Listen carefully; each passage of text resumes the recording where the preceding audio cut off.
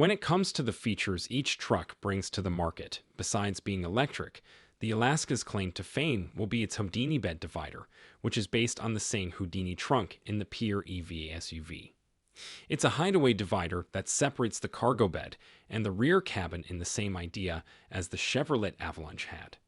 Instead of being a divider that you'd have to stow away, the Houdini divider will hide away that slips down below the floor and expands its cargo length from 4.5 feet to 7.5 feet when you drop down the three-way folding rear seats, and stretches even up to 9.2 feet when you drop the tailgate down. At least that's what it says on Fisker's website.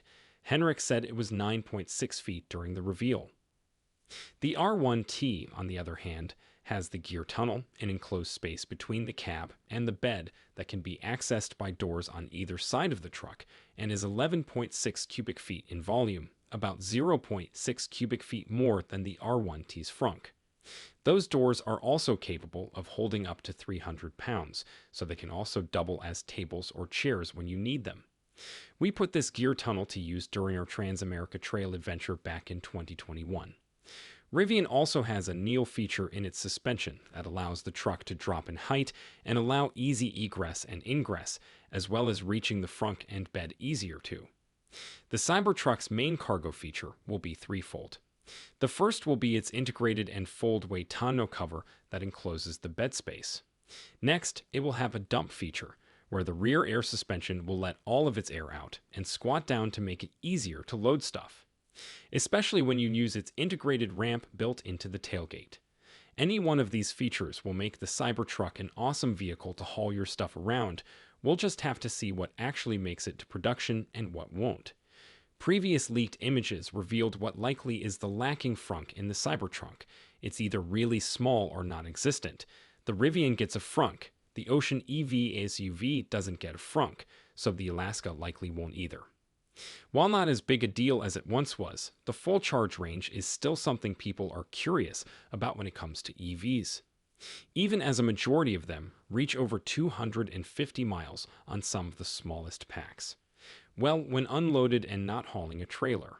From what we gather on the Alaska, its size isn't quite aiming for trailer towing capability anyway. It's more like an urban truck, just like the Ford Maverick and Hyundai Santa Cruz are. That said, Fisker is touting that the Alaska will get between 230 miles, likely from its regular touring range battery pack, using lithium iron phosphate, LFP cells, and up to 340 miles on what's likely the 113 kilowatt-hours hyper range pack that uses nickel manganese cobalt, NMC cells.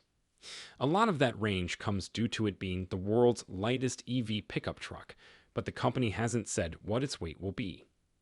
Even so, the range figures do line up more with reality for an EV of its size and battery capacity. The Rivian R1T offers 3 different pack sizes that range from 260 miles on its 105 kilowatt-hour standard pack, 328 miles on its 135 kilowatt-hours large pack, and up to 400 miles on the 180 kilowatt-hours max battery pack.